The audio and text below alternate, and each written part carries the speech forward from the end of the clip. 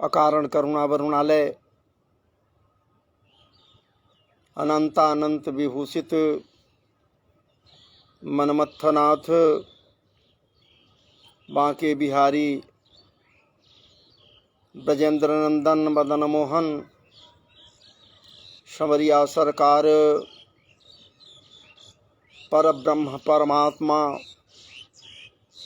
श्री ठाकुर जी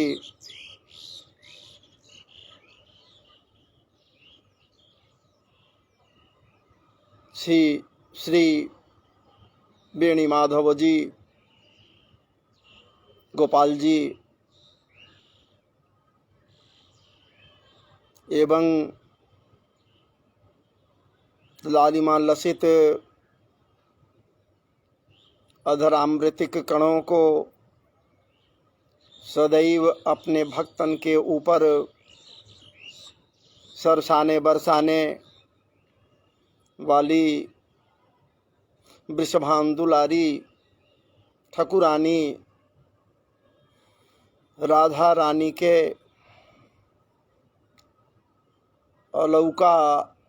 अलौकिक अनुकंपामृत एवं प्रसादामृत के फलस्वरूप आज मैं आपके समक्ष लाइव उपस्थित हुआ हूँ और आपके समक्ष भगवत चर्चा के माध्यम से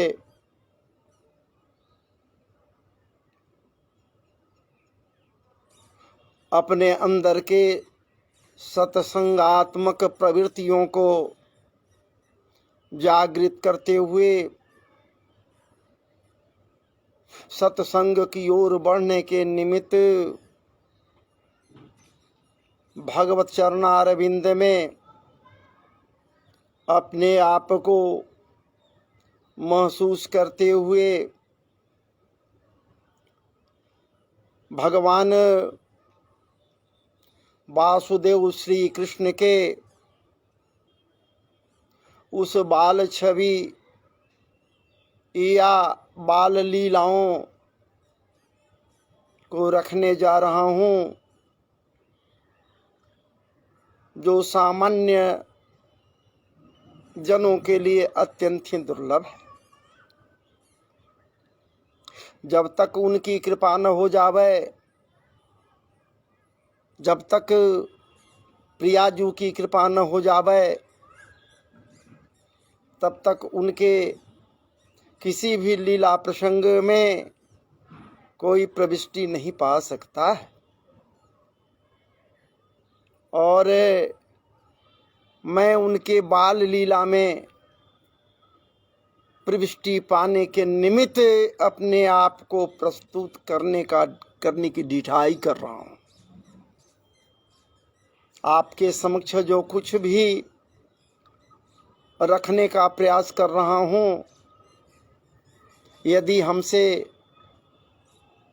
कुछ त्रुटियां हम में नजर आवें, मेरे वक्तव्यों में कुछ त्रुटियां नजर आवें, तो आप जनों से, आप प्रबुद्ध जनों से करबद्ध निवेदन है, इस तुच्छ दास को निश्चित रूप से क्षमा करेंगे। मैं हमेशा कुछ न कुछ आपके समक्ष भगवदीय वार्ता को रखने का प्रयास करता हूँ ताकि अपने सनातनीय व्यवस्था में अपनी सनातनीय व्यवस्था को सुदृढ़ बनाने के निमित्त आध्यात्मिक परिवेश में स्वयं भी जाऊं और आप लोगों को भी लेकर चलूं। आज के पूर्व कुछ दिन पूर्व एक वीडियो बनाए थे जिसमें भगवान का नामकरण संस्कार के विषय में बातें कही गई थी जो भागवत जी से ली गई हैं। श्रीमदत्व संपन्न भागवत जी के आश्रय में तभी कोई जा सकता है जब वो लीला माधुर्य के कृपा पात्र हो जाएगा। जब तक कृपा पात्र न हो जावे तब तक कहाँ कोई इस भागीरथी में डुबकी लगा सकता है भैया।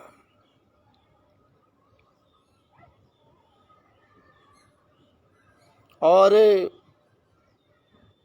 डूबना तो पड़ेगा ही, वो भी कितना डूबोगे कितना डूबोगे कितना डूबोगे भैया। ये तो स्वयं ही कथा है, स्वयं ही कथा रूप में है। कथा कुछ और नहीं, ये अमृत तुल्य कथामृत के रूप में संवरिया सरकार ही तो हैं जो आपके समक्ष वांग्मय रूप में अवस्थित हैं। उनके आश्रय में मैं बैठा हूँ। ये भागवत श्रीमद् भागवत जी वांग्मय ब्रह्म ही तो हैं, शब्दमय ब्रह्म ही तो हैं, अक्षरमय ब्रह्म ही तो हैं, वाक्यमय ब्रह्म ही तो हैं। भाई कोई उनके या उनकी मूर्ति को तांबे का बनाता है सुंदर सा, कोई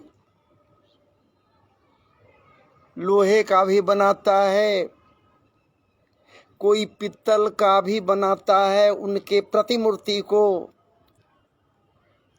कोई सुवर्ण का बनाता है, कोई चांदी का भी बनाता है और चांदी के पलने पर स्थापित उनको करते हुए महाराज जी पूजा पाठ में लग जाता है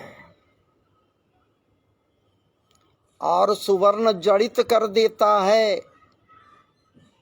और कोई कोई तो ऐसा भी भक्त है जो सुवर्ण का प्रतिमूर्ति वांके बिहारी का बनाता है, वो अखिल ब्रह्मांड नायक का सुवर्ण का मूर्ति बनाता है और हीरे पन्ने को महाराज जी जड़ देता है।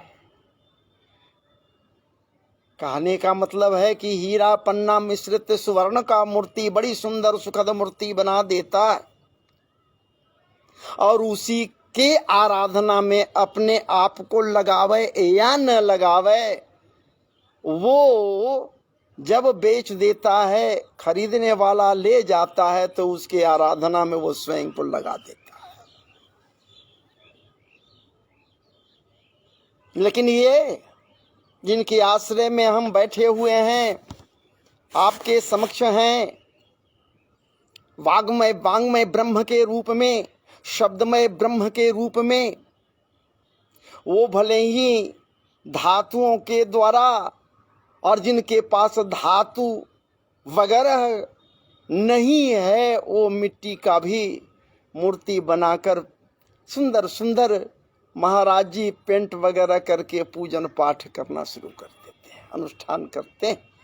मृतिका ये मिट्टी का भी मूर्ति बनाते हैं। लेकिन हमारे व्यास देव क्या बात है, हमारे व्यास देव परम कृपालु, समस्त संसार के हित के लिए शब्दमय मूर्ति भागवत जी के रूप में बनाकर हम सबों के समक्ष दे दिए। ये शब्दमय मूर्ति है, ठाकुर जी का वांग्मय मूर्ति है, ये विग्रह वांग्मय है, ये शब्दमय विग्रह ही तो है जिसे व्यास जी हम सबों के कल्याण के निमित्त हम लोग के समक्ष रख दिए, दे दिए। डुबकी लगाओ भैया, जितना डूबोगे उतना पियोगे, उतना ही पाओगे। खूब डूबो, खूब डूबो। ये वांग्मय ब्रह्म, शब्दमय ब्रह्म के आश्रय में जो बैठ गया, क्या औकात कली का है जो उसके समक्ष फटक भी सकता है। भले ही ये बात तय है कि काल ब्याल मुखग्रास त्रास निर्नाश हेतवे श्रीमद् भागवतम शास्त्रम कलौ कीरे न भाषित, ये बात तय है। काल रूपी सर्प, भयानक सर्प भयंकर मुख को फाड़े हुए ग्रास बनाने के निमित्त समस्त के समस्त जनमानस की ओर बढ़ता आ रहा है। लेकिन यदि वो भगवदीय वार्ता में अखंड अनंतानंत विभूषित रससार सिद्ध, रससार सर्वस्व, रस संयुज्य रसात्मक ब्रह्म संवरिया सरकार के आश्रय में चला आता है, तो क्या मजाल उस कली का, कली रूपी काल का क्या मजाल। काल को भी कहता है आजा मैं देख लूंगा, वो नहीं कहता। भागवत जी कहते हैं अरे काल कली के रूप में तो है ना, तू आजा, तुझे मैं देख लूंगा। काल का कोई प्रभाव नहीं पड़ता महाराज जी, काल का कोई प्रभाव नहीं पड़ता। जैसे हमारे सनक सनंदन सनातन सनत कुमार, क्या बात है, 5 वर्षीय लगते हैं, 5 वर्ष के दिखलाई पड़ते हैं, लेकिन हैं क्या भाई, पूर्वजों के भी पूर्वज हैं, दादाओं के दादा हैं। 4 कुमार हैं, 4 रूप में हैं, देखने में लगेंगे कि 5 वर्षीय। मैं देखा थोड़े, ये संतों के द्वारा दिशा निर्देशित किया गया है। बस शास्त्रों वेद पुराणों के द्वारा सनकादि ऋषियों के विषय में जो कुछ भी बतलाया गया उसी को तो मैं आपके समक्ष रख रहा हूँ। चूंकि इनके मुख से सदैव एक ही चीज तो निकलनी है, हरि शरणम, हरि शरणम, हरि शरणम, हरि शरणम, हरि शरणम, हरि शरणम, हरि शरणम, हरि शरणम, हरि शरणम, हरि शरणम, हरि हरि हरि हरि शरणम, हरि शरणम, हरि शरणम, हरि शरणम, हरि शरणम, हरि शरणम, हरि शरणम, हरि शरणम। बस यही तो उनके जुबान पर है। एक बात ये नोट कर लीजिए महाराज जी, गिरह बांध लीजिए महाराज जी, कि होठों पर वही बात आता है, बार बार आएगा जो हृदय में है। जो हृदय में नहीं है, मन में नहीं है, वो भला होठों पर कैसे आ सकता है। तो हरि शरणम, हरि शरणम, हरि शरणम, उनके हृदय में वो हरि हैं। महाराज जी तो मुख के बाहर ओठों पर, अधरों पर कैसे नहीं प्रस्फुटित तो होंगे। तो काल की गति रुक गई है, उनके समक्ष काल का कोई प्रभाव नहीं है, कोई आयु का मर्यादा नहीं है, कोई उम्र का सीमा नहीं है। दिखलाई पड़ते हैं 5 वर्षीय हैं, 5 वर्ष के हैं, काल को भी जीत लिए हैं, ये नहीं जीते। महाराज जी कौन जीत लिया, कौन जितवा दिया? जो भीतर बैठा है वही तो जीत लिया। काल को भी क्या औकात काल को, जिसके हृदय में जाके प्रिय न राम वैदेही, जिसके प्रिय राम और वैदेही हैं, भला उसे काल क्या कर सकता है महाराज जी? वो अपने आप को सदैव उन्हीं के चिंतन में जब लगा हुआ रहेगा तो काल भी आएगा, कहेगा कि चलो तेरा समय हो गया है, तो वो ये कहेगा कि अभी फुर्सत कहाँ है, मैं तो भगवत चिंतन में लगा हुआ हूँ। वो ये भी नहीं काल कह सकता कि चलो अब तुम वहाँ भगवत चिंतन करना, यहाँ का चिंतन छोड़ो, इसलिए नहीं कह सकता क्योंकि भगवत जैसे ही शब्द बोलेगा या कहना चाहेगा न जाने कहां चला जाएगा, कोई ठीक नहीं है। इसलिए वो सदैव भगवत चिंतन में जो लगा हुआ है, तो काल की गति तो निश्चित रुक जानी है प्रभु जी। तो भला सब हम लोग जान रहे हैं। क्या बात है। यही तो एक साबुन है जिससे मन को साफ कर लीजिए, हृदय को साफ कर लीजिए। शरीर के बाहरी अंगों को साफ करने के लिए सर्फ सोडा क्या क्या न जाने अनेक डब और क्या क्या क्या बात है। लेकिन भीतर के अंगों को साफ करने के लिए, हृदय को साफ करने के लिए महाराज जी जिस साबुन की आवश्यकता होगी वो कौन देगा, वो कैसे साफ होगा? तो साफ और स्वच्छ तभी होगा जब उनके नाम का संकीर्तन हो जाए।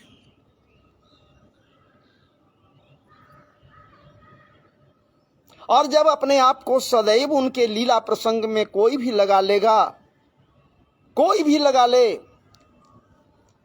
वो कोई भी लगाने का मतलब ये है भैया जो अशुद्ध से अशुद्ध भी है। भागवत जी कह रहे हैं कि रात हूणांग्र पुलिंद पुलकसा आभीर कंका जबना खसादय यन्ने च पापा यदुपाश्रयाश्रयः शुद्धंति सस्मै प्रभवेष्णवै नमः। वो शुद्ध हो जाता है जिसके हृदय में वो नारायण प्रभु का निवास हो जाता है।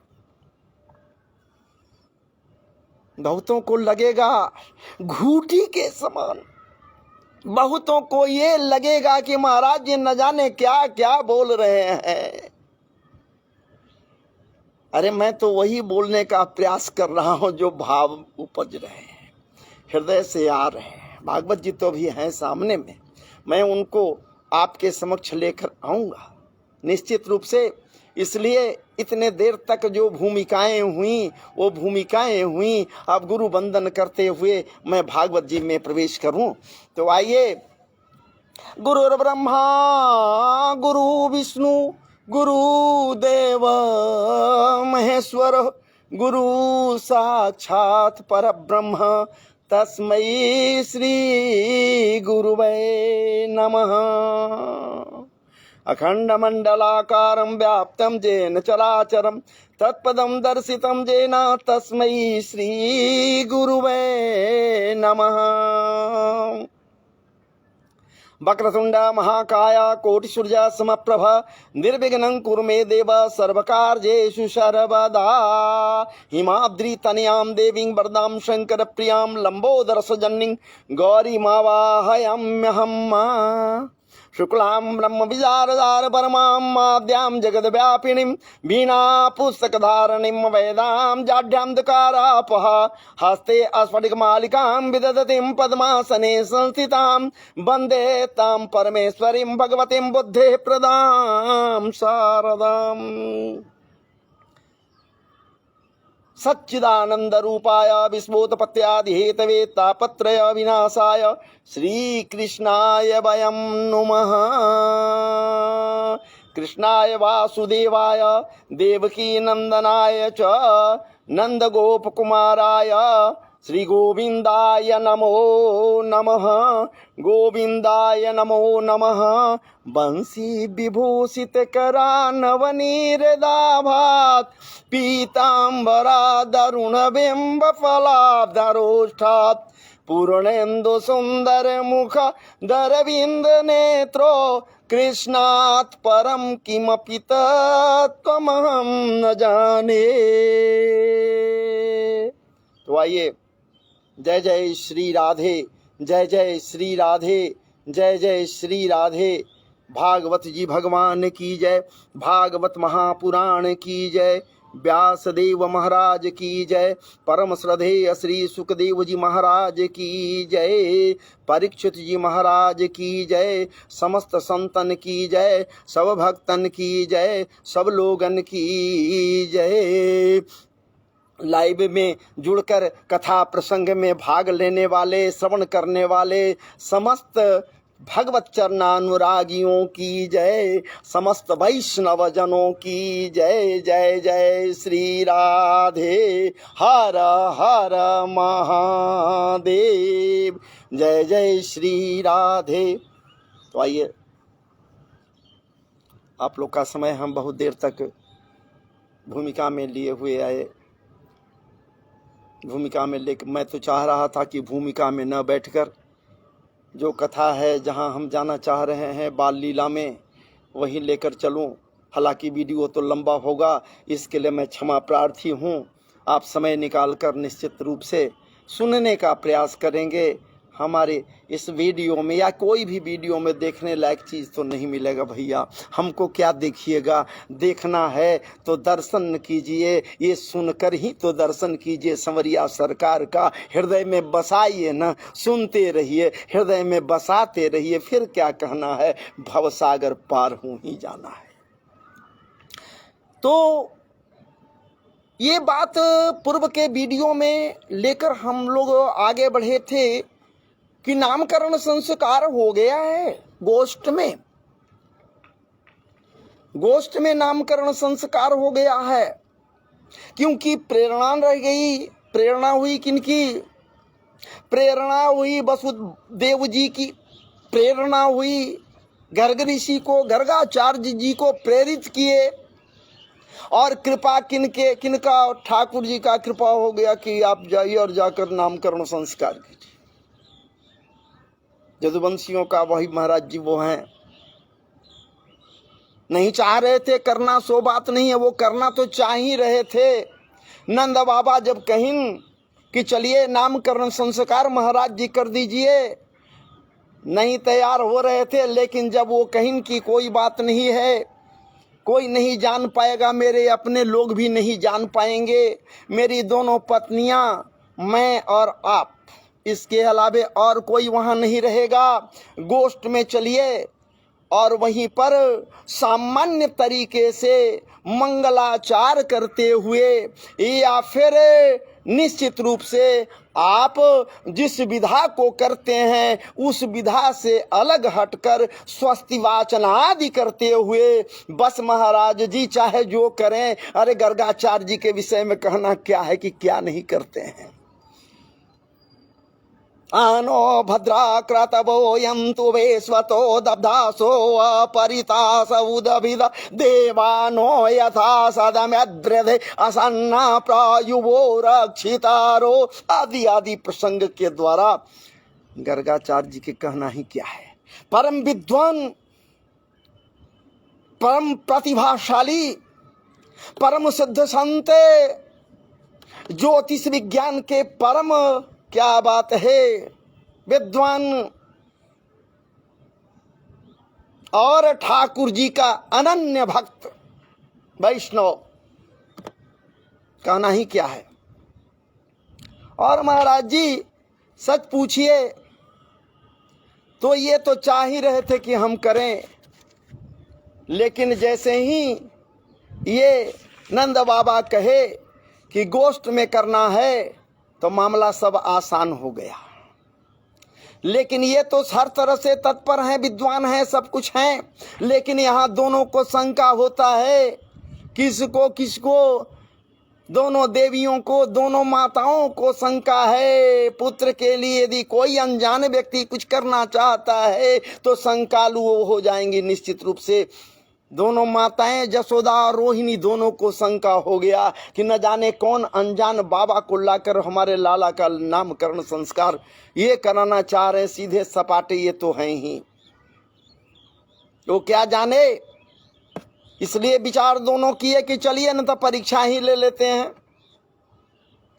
परीक्षा ले लिए। कैसे परीक्षा लिए सो देखिए तो। रोहिणी जी अखिल ब्रह्मांड नायक अनंत अनंत विभूषित सत्यात्मक ब्रह्म सत्य स्वरूप बालक को अपने गोद में ली। मैं नाम नहीं बोल रहा हूं, चूंकि अभी नामकरण संस्कार नहीं हुआ है भैया, इनके अनुसार, कथा के अनुसार। इसलिए उस सत्यात्मक बालक को अपने गोद में ले लेते हैं रोहिणी जी। और रोहिणी जी के जो पुत्र हैं बलराम जी, जो शेषावतार हैं, पूर्व में लखनलाल के रूप में त्रेता में थे और यहाँ बड़े भाई के रूप में है भैया। उनको ले लेती हैं जसोदा जी अपने गोद में, इसलिए कि देखते हैं लेकर जब दोनों बैठेंगे तो उनके समक्ष यदि वो सिद्ध संत होंगे तो देखते ही पहचान लेंगे हमारे लल्ला को, हमारे लल्ला को कौन लल्ला किसका है। और नहीं पहचान पाते हैं तो जय जय श्री राधे राधे। तब तो ये क्या बात है, आजकल जो चलते हैं वही लोग होंगे। हालांकि ये तो द्वापर की बात है, ये तो द्वापर की बात है ना महाराज जी। लेकिन जैसे ही दोनों बैठे मंगलाचरण वगैरह कर लिए, स्वस्ति वाचन के पूर्व संकल्प आदि कर लिए सामान्य ढंग से, गोष्ठ में गौशाला में, क्या बात है, बैठ गए। इतना कर लिए तो दोनों देवियां सामने बैठ गई, दोनों माताएं सामने बैठ गई। दोनों बैठी हुई हैं। गर्गाचार्य जी को ये थोड़े पता है कि ये जसोदा, चूंकि इनके पुरोहित नहीं है, नंद बाबा के ये पुरोहित नहीं है, तो ये थोड़े जान रहे हैं कि ये जसोदा बड़ी हैं और जसोदा का लल्ला है वो छोटा है, और रोहिणी बड़ी हैं या ये बड़ी हैं वो थोड़े जान रहे हैं। उनको तो पता है नहीं, लेकिन उनको पता है इसलिए कि सिद्ध संत हैं, महात्मा हैं, गर्गाचार्य जी हैं। इसलिए अगर वो उंगली उठाते हैं तो सबसे पहले रोहिणी जी पर उंगली उठाते हैं। सो बात नहीं है। रोहिणी जी तो लिए हुए हैं संवरिया सरकार को, तो उनकी ओर उंगली वो कैसे उठा सकते हैं? छोटे हैं ये, तो पहले तो बड़े का नाम संस्कार होना चाहिए। इस बात को गर्गाचार्य जी तो जान ही रहे हैं ना। इसलिए वो उंगली उठाते हैं जसोदा मैया की ओर, उनके गोद में जो बालक है। क्या बात है। अयं ही रोहिणी पुत्रो रमयन् सुहृदो गुण है आख्या स्यते राम इति बलाधिक्यात् बले विदुः जदूनां पृथक भावात् संकर्षण जुषान्तुता। गर्गाचार्य जी को मालूम हो गया, पता लग गया, देखते ही वो तो समझ गए ना कि ये कौन है। अयं ही रोहिणी पुत्रो, अरे मैया जसोदा आप भी माता हो, ठीक है, अच्छी बात है कि आप किसी के बालक को ले लिया है भी। ये तो रोहिणी जी का पुत्र है ना, आप लिए हुए मेरे समक्ष आए। अब क्या कहें कि हम आपको परीक्षा लेने के लिए बैठे हुए हैं, ये तो कह नहीं सकती हैं। लेकिन भाव तो वही है ना। और गर्गाचार्य जी तो समझ गए ना कि ये परीक्षा लेने के लिए ही तो हैं, तो इसलिए कह दीन करे क्या परीक्षा हमारी लोगे तुम लोग। अयं ही रोहिणी पुत्रो, लो तेरे, क्या बात है, ये तेरे गोद में जसोदा मैया जो बालक है ये रोहिणी जी का पुत्र है। अदला बदली तुम लोग कर लिया है। और जैसे ही इस बात को कहीं ठगी सी रह गई जसोदा, या फिर रोहिणी भी ठगी सी रह गई। आह दादा, ये तो सिद्ध महात्मा है, कहाँ इनसे कोई चीज छुपने को है। और देखने के बाद खूब खूब गहराई से दर्शन किए, देखे, देखने के बाद चिंतन किए, मनन किए गर्गाचार्य जी। और वो कहते हैं, करे भाई, ये जो बालक है तेरी गोद में, ये राम के सदृश पराकाष्ठा को प्राप्त किए हुए मर्यादित सदैव रहने वाला ये बालक है। अमर्यादित ही नहीं बल्कि दो पक्षी यदि कहीं जुझारू हो रहा है, जूझ रहा है, लड़कर कटकर मरने के लिए तत्पर है, वहां ये बीच बचाव कर करके आपस में दोनों को अलग करने वाला या मिलाने वाला है, अर्थात ये राम के समान है, मर्यादा में सदैव रहेगा।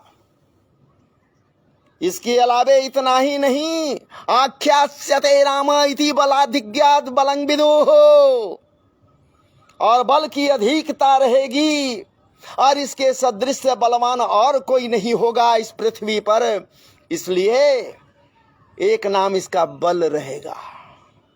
बल, तो बल और राम को मिला दो तो बलराम हो जाएगा। जहां राम तो है ही और वहां बल भी हो गया तो बलराम हो गए। वहां राम थे, वहां ये लखन लाल थे, यहाँ बलराम हो गए। बल और राम दो शब्द मिलकर राम शब्द से भी उत्तम हो गए, अर्थात ये बड़े हो गए, बलराम हो गए, बड़े हो गए, राम और बड़े यहाँ बलराम हो गए। और जब गर्गाचार्य जी इनका नामकरण आदि कर देते हैं तब इनकी निगाहें उठती हैं रोहिणी जी के गोद में। मंद मंद स्मित मुस्कान से इनकी ओर निहारने वाले नन्हे नन्हे गलवहियां वाले, छोटे छोटे उंगलियों वाले सामले सलोने सरकार मनमथनाथ बांके बिहारी की ओर इनकी निगाहें उठती है। अभी तो बालक है ना, जब कुछ और बड़े होंगे तब तो कहने वाले लोग कहेंगे ना, मेरे बांके बिहारी लाल, हो मेरो बांके बिहारी लाल, तू इतना ना करियो श्रृंगार, नजर तोहें लग जाएगी, नजर तोहें लग जाएगी, नजर तोहें लग जाएगी। हो मेरो बांके बिहारी लाल, तू इतना ना करियो श्रृंगार, नजर तोहें लग जाएगा। बिना श्रृंगार के ये बालक अभी श्रृंगार स्वयं कहाँ किए हैं? इनके श्रृंगार को सजाने बजाने का काम माताएं की हैं, ये जसोदा मैया किए हैं। भले ही रोहिणी जी के गोद में हैं अभी फिलहाल, लेकिन सजाए गए तो माता के द्वारा हैं। और महाराज जी वैसे मंद मंद मुस्कनिया वाले हमारे प्रभु बांके बिहारी लाल जी की ओर जब गर्गाचार्य जी देखते हैं तो ठगे से रह जाते, देखते रह जाते हैं। तेरी मंद मंद मुस्कनिया पे बलिहार प्यारे जू, बलिहार प्यारे जू, तेरे मंद मंद मुस्कनिया पे बलिहार प्यारे जू, बलिहार प्यारे। ये बलिहार हो रहे हैं गर्गाचार्य जी, जो आचार्य हैं, परम विद्वान हैं।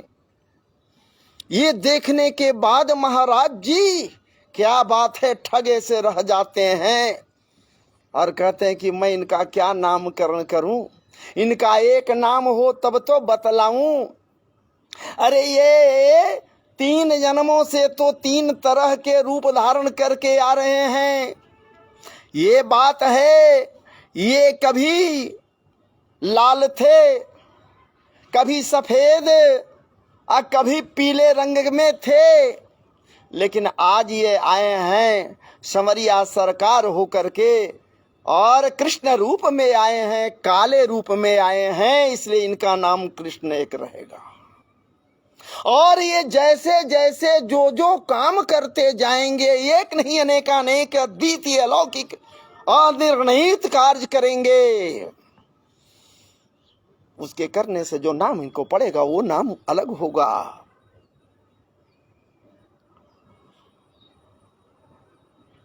ये सबको अपनी ओर आकर्षित करेंगे, इसलिए इनका नाम कृष्ण है। और बड़ी आसानी से ये भी किसी की ओर जो इनसे प्रेम करेगा उसकी ओर आकर्षित हो जाएंगे ये भी, इसलिए इनका नाम कृष्ण पड़ेगा, कृष्ण रहेगा। और तो और ब्रह्मांड में यदि 9 रस हैं, गर्गाचार्य जी सब कुछ कह रहे हैं, यदि ब्रह्मांड में 9 रस हैं, ठीक है, तो इनके रोमकूप जितने हैं, प्रत्येक रोमकूपों में कोटि कोटि ब्रह्मांड हैं, एक एक रोमकूप में कोटि कोटि ब्रह्मांड हैं। कोई जोड़ घटाव गुना भाग कर ले भैया, कि इतने ब्रह्मांड जब इनके अंदर में है तो 9 के हिसाब से जोड़ न लीजिए कि अनंतानंत विभूषित ये हैं रस के मामले में। इसलिए कहा गया रसो सह वही, रसो सह वही हमारे समरिया सरकार हैं। ये एक नजर देख ले वो मुग्ध हो जाता है, रस पी लेता है, देखने मात्र से, दर्शन मात्र से वो तृप्त हो जाता है, वो अमृत का पान कर लेता है, दर्शनामृत पी लेता है, छककर पान करता है। ठाकुर जी को दर्शन मात्र से इनके कपोलन के ऊपर जब अलकावलियां, जब कुंतल अलकावलियों के कुंतल जब हिलोरे मारेंगी कुछ, और जब ये घुटुरन चलत रेणु तन मंडित आदि आदि जब होगा, तब देखना इनमें वैसे वैसे अलौकिक गुण होंगे, ऐसे ऐसे कार्य करेंगे, ये बालक ऐसा ऐसा द्वितीय अलौकिक कार्य करेगा, तो ऐसा प्रतीत होगा मानो ये एक तरह से नारायण ही साक्षात है। इसलिए मैं तो कह रहा हूं कि नारायण में जो गुण है वही गुण इस बालक के अंदर में, तो सब देख रहे हैं ना, सब महसूस न कर रहे हैं। ये हमारे गर्गाचार्य जी सिद्ध संत हैं, हर चीज को महसूस कर रहे हैं, देख रहे हैं गर्गाचार्य जी। और इस प्रकार से भगवान का नामकरण संस्कार हो जाता है। गर्गाचार्य जी नामकरण संस्कार करने के बाद ठाकुर जी का चूंकि नामकरण संस्कार किए हैं तो ये तृप्ति पा लेते हैं, हालांकि तृप्त नहीं होते हैं, इसलिए कि ठाकुर जी को जो एक बार देखेगा भला वो तृप्त होगा, लगेगा और देखें और देखें, हमेशा देखते रहें, उस अलौकिक छवि को देखते रहे। उस अलौकिक छवि को देखने के लिए भूत भावन भोलेनाथ कैलाश से चले आए, हाँ, जोगी बनकर। मैया दरस करा दे लल्ला को, मैया दरस करा देना, मैयारी दरस करा देना, मैयारी दरस करा देना, मैयारी दरस करा देना। इस प्रकार से भोलेनाथ मैया से कह रहे हैं कि दरस करा दे, एक बार दिखला। तो सोच न लीजिए कि ठाकुर जी को दर्शन करने के लिए न जाने कितने लोग कहां कहां से लोग दौड़े दौड़े आए। गर्गाचार्य जी एक बार नहीं, उतने देर तक बैठकर ये उनके मधुरामृत का पान किए, छककर पान किए, तो कभी तृप्त थोड़े होंगे, उनको लगेगा और पिए और पिए और पिए। महाराज जी इस प्रकार से नामकरण संस्कार करने के निमित्त बाद ये अपने आश्रम की ओर चलते भय, ये चले गए।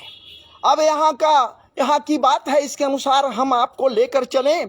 तो जब ये धीरे धीरे कर करके हमारे ठाकुर जी, अब समय बीतता गया और ये अब घुटने पर चलने लगे। ठाकुर जी घुटने पर चलने लगे। जदा कदा प्रयास करते खड़े होने के लिए, गिर जाते, लेकिन घुटने पर चलने लगे, इसमें तो कोई दो राय नहीं है। हमारे ठाकुर जी घुटने पर चलने लगे और इस प्रकार रोते जैसे सामान्य बालक रोते हैं दुग्ध के लिए। आज जिस समय ये रोने लगते, माता जशोदा के स्तनों से महाराज जी दूध का चुआन होने लगता, दूध चूने लगता, ममत्व से भर जाती, ममत्व से भर जाती। आज दूध जब ये पीते, छक कर पीते हमारे ठाकुर जी, तो फिर कहना क्या है। ये तो बात है ही है। और इस प्रकार से ये घुटनों पर, हाथों के बल पर चलना ये शुरू कर दिए। और धीरे धीरे हमारे ठाकुर जी दोनों भैया, वो तो कुछ बड़े थे ना इनसे, ये दोनों भैया उधर जाए बाहर निकले और कीचड़ में लेटकर धूल में सनकर खेल चलने में कहीं कहीं गिर जाते। और जब कीचड़ में लेटकर इनके पास आते तो मैया कहती कि अरे अरे लल्ला की भयो रे लल्ला, क्या तैने पूर्व में सुअर था, बाराह था। अरे लल्ला, क्या तू पूर्व जन्म में बाराह था जो तुझे कीचड़ पसंद है? कैसा बाराह के तरह लग रहा है, सुअर के तरह लहरा रहा है, जैसे सुकरियां कीचड़ में सन कर कहीं भी जाते हैं, वैसे ही तुम लोग सूकर के तरह कीचड़ में सन कर आए हो। ठाकुर जी मन ही मन मुस्काते कि मैया वहां पहुंच गई, मैया वहां पहुंच गई, समझ गई कि मैं पूर्व जन्म में क्या था। बात ऐसी नहीं है, वो तो बोल दी, लेकिन जो कुछ भी बोल दी वो उनके मर्जी से बोल दी, बिना ठाकुर जी के कृपा का कहाँ कोई कुछ बोल सकता है। और ठाकुर जी के विषय में मैया बोल रही है, जसोदा जी बोल रहे हैं, जो पूर्व जन्म में धरा नाम की थी स्त्री, धरा नाम था, और ठाकुर जी के कृपा प्रसाद से यहाँ जसोदा बनकर यहाँ आई हैं। ये धरा क्या बात है। और इस प्रकार से जब शंका करती है, ठाकुर जी विचार करते हैं कि मैया समझ गई, वहां पहुंच गई तो नहीं, लेकिन एक तरह से पहुंच ही गई है। तो सतयुग में, सत्य युग में मैं सूकर का अवतार ही तो लिया था। ठीक है, मैं ब्रह्मा जी के नासिका रंध्र से प्रकट हुआ था, उनके छींक के द्वारा मेरा जन्म हुआ था, सूकर के रूप में 12 अवतार। जब पृथ्वी प्रलयकालीन वेला में पृथ्वी समुद्र तल पर नीचे जल के अंदर, उसे निकालने के लिए, उद्धार करने के लिए हमारे ठाकुर जी 12 रूप धारण किए। ये कोई हिरण्याक्ष को मारने के लिए 12 रूप नहीं धारण किए महाराज जी। बस विचार कीजिए, चिंतन कीजिए तो समझ जाइएगा, समझने की बात है। वो हमारे ठाकुर जी मारने के लिए कहाँ अवतरित होते हैं? किसी को भी मरता है अपने कर्म के मुताबिक, स्वयं मरने वाला मर जाता है, वो मारने के लिए अवतार नहीं धारण करते। हिरण्याक्ष को मारने के लिए, हिरण्यकशिपु को मारने के लिए वो नहीं आए। अरे वो तो वहां ये दिखलाने के लिए आए कि मैं हूं हर जगह, तुम महसूस करो, इसलिए कि तुम पूछ दिया मेरे प्रहलाद से, अपने पुत्र से पूछ दिया कि क्या इस खम्भ में है, तो मैं इसको फाड़कर निगला से तुम चोट किया बाहर, मैं आ गया, लो तुम आगे बढ़ा। तो भैया साफ सुथरा करते तो हम जाएंगे ही ना। जितना कीड़ा कचड़ा है, जितना कूड़ा कचरा होगा, मैं आया हूं किस काम से, रास्ते में जब मिलेगा तो हम साफ सुथरा करके जाने वाले हैं, हम ऐसे जाने वाले में से नहीं है। तो ठाकुर जी हैं 12 रूप में, लेकिन मैया उससे कोई, उनको ये नहीं होता है, खूब सर सफाई करती हैं, श्रृंगार वगैरह कराती हैं, और इस प्रकार से वो मैया उनको आगे कहते हैं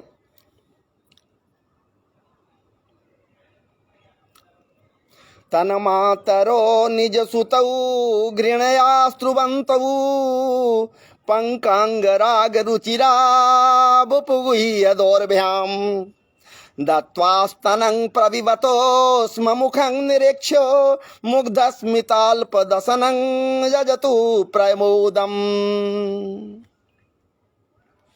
माताएं ये दृश्य देखकर स्निग्धित हो जाती हैं, प्रसन्न हो जाती हैं दोनों माताएं, और जब देखती हैं तो फिर कहना क्या है।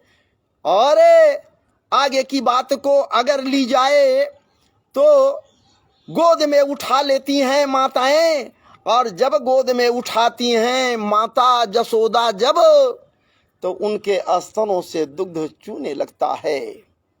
ममत्व तो इतना बढ़ जाता है कि स्तन से दूध चूने लगते हैं। और ठाकुर जी जब पीने के लिए आगे बढ़ते हैं और खूब जोर जोर से पीने लगते हैं, तो मैया सोचती है, क्या सोचती है, कहीं ऐसा न हो मेरे बेटे को, मेरे पुत्र को, मेरे छौने को, मेरे लल्ला को अपच न हो जाए, ज्यादा दूध पी लेगा तो चुप आ रहा है, स्तन से दूध टपक रहा है, ममत्व तो इतना बढ़ गया। वो विचार कर रही हैं।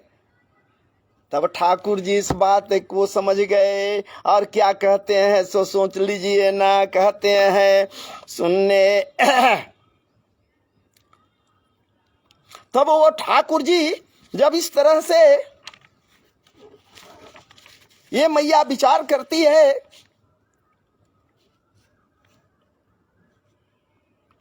अब विचार करती है तो ठाकुर जी वहां कहते हैं क्या, अस्तन्यं कियत पिबसि, अस्तन्यं कियत पीवसि भूर्य लमर्भकेति वर्तिष्यमाण वचनां जननीं विभाव्य विश्वं विभाग्य पयसोऽस्य न केवलम् अस्मादर्शि हरिण किमु विश्वमस्य।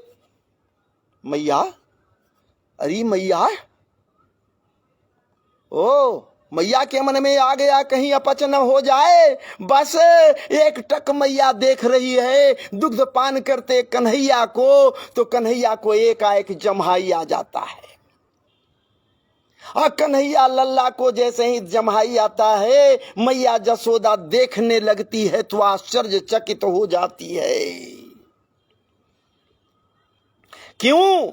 क्योंकि मुख में क्या नहीं है, आकाश अंतरिक्ष ज्योतिर्मंडल दिशाएं, सूर्य चंद्रमा अग्नि वायु समुद्र द्वीप पर्वत नदियां वन और समस्त चराचर प्राणी सब के सब मुख में स्थित हैं। और इतना ही नहीं, मुख में दूध पिलाती हुई वो भी बैठी हुई दिखलाई दे रही है। मुख में ही देखकर अलौकिक दृश्य को देखकर ये मैया सोचने लगती, अरे बाप ये क्या है। अब तब ठाकुर जी कहते हैं वहां पर मैया से क्या कहते हैं, हालांकि बालक है बोल नहीं सकते लेकिन कह रहे हैं, चूंकि दृश्य देख रही है, दिव्य दृश्य देख रही है, तो ये मन भी दिव्य हो गया और सब कुछ दिव्य हो गया जसोदा मैया का। तो ठाकुर जी वहां इस बात को कहीं कह रहे हैं कि अरे मैया घबरा मत, तेरे दुग्ध का पान मैं अकेला नहीं कर रहा हूं। तुम सोच रही है कि मुझे अपच हो जाएगा, मैं कहाँ अकेला पान कर रहा हूं। अरे मेरे अंदर में ये सब के सब जितना सृष्टि के छोटे से छोटे बड़े से बड़े समस्त प्राणी जड़ चेतन सब ही तो हैं मेरे अंदर में। तो सब के सब उस दुग्ध से तृप्तामृत का पान कर रहे हैं, दुग्ध पी रहे हैं। मैं अकेला थोड़े पी रहा हूं मैया। हाँ, अगर तुम सोचती होगी कि मैं अकेला पी रहा हूं तो मैं अकेला नहीं पी रहा हूं, अगर विश्वास नहीं है तो मेरे मुख में देख मैया, देख ले, मेरे मुख में पूरा ब्रह्मांड है। अब तेरे दुग्ध का सेवन पूरा ब्रह्मांड आज कर रहा है।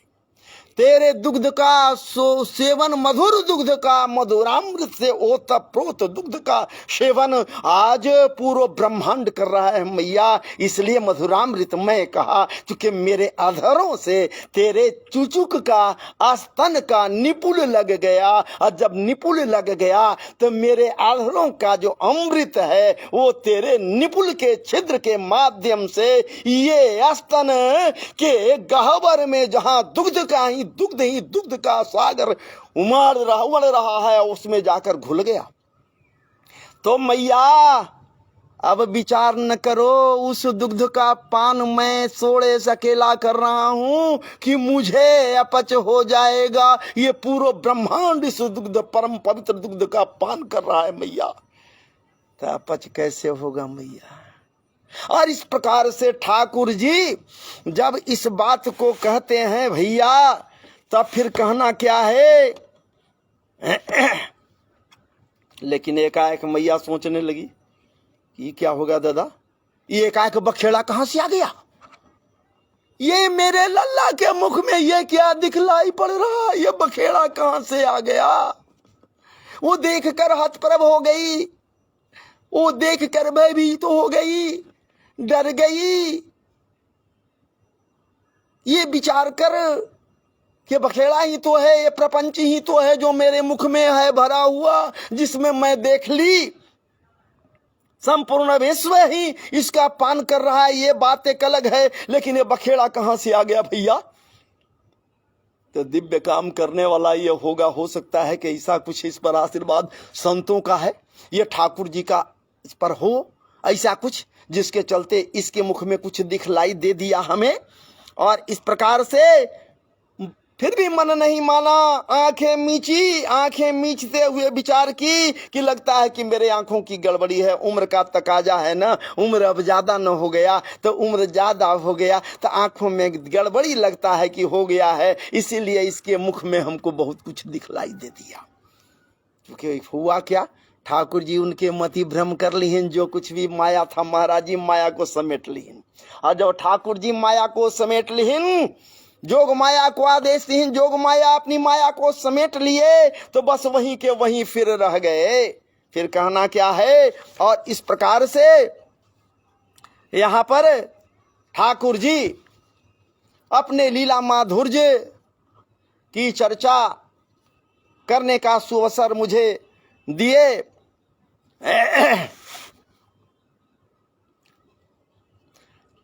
आगे हैं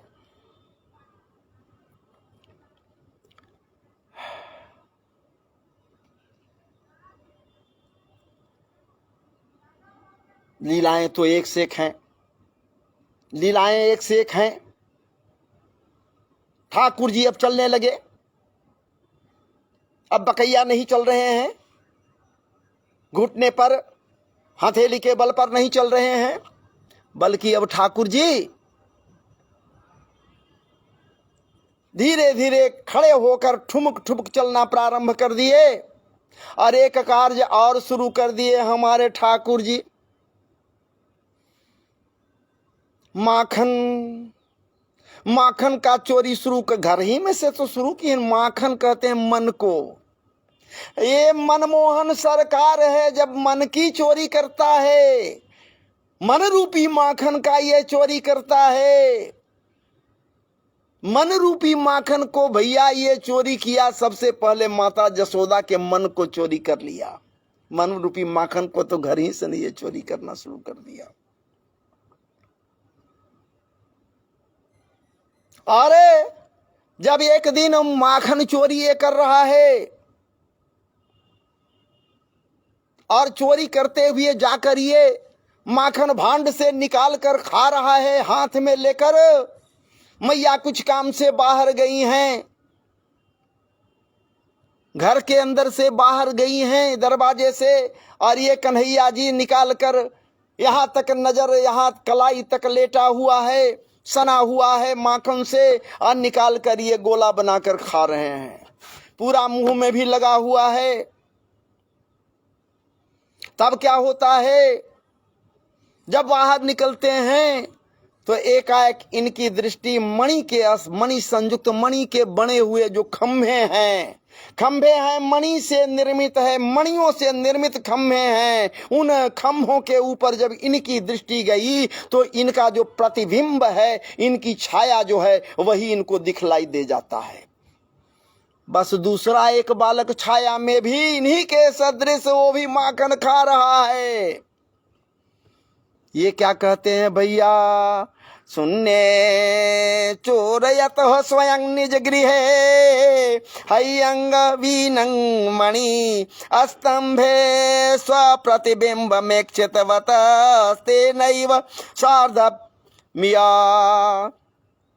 भ्रातरमा बदमातरंग मम समौभागस्त या पीहितो भुंक्ष्वे त्यालपतो हरे कलवधो मात्रा रह श्रूयते।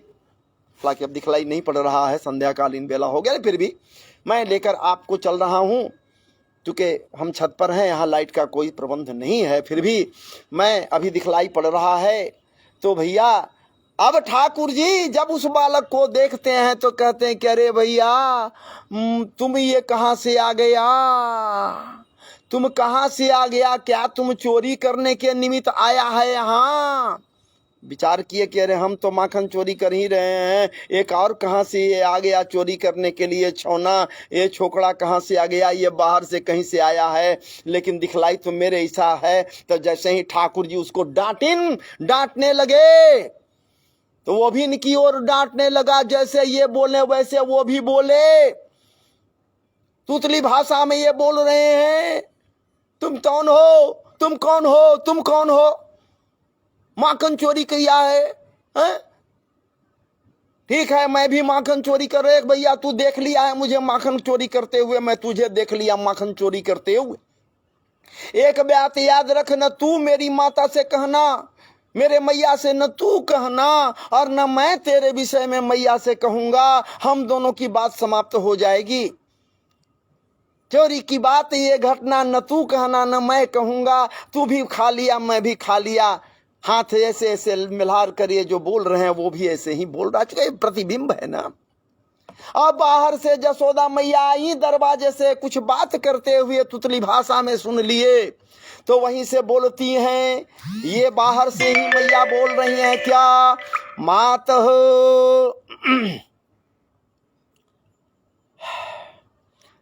कहती हैं कि अरे लल्ला क्या कर रहे हो, अरे लल्ला क्या कर रहे हो, बोलो किससे बात कर रहे हो। बोलती हुई मैया भीतर आ गई, पहले वहां से बोली बाहर से, तो कन्हैया जी कहते हैं कि अरे मैया मैं क्या करूं, तुमने मेरे कलाई में पद्मराग मणि जड़ित कंगन कड़ूला पहना दिया है दोनों कलाइयों में।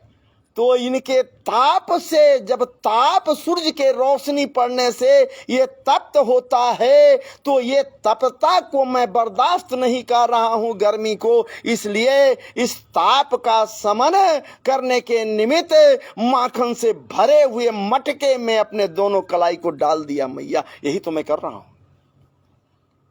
ठीक है, कुछ देर के बाद माता फिर पूछती हैं, मैया पूछती हैं, कृष्ण क्वासी करोति किम पितिरिति श्रुत्वैव मातुर्वचः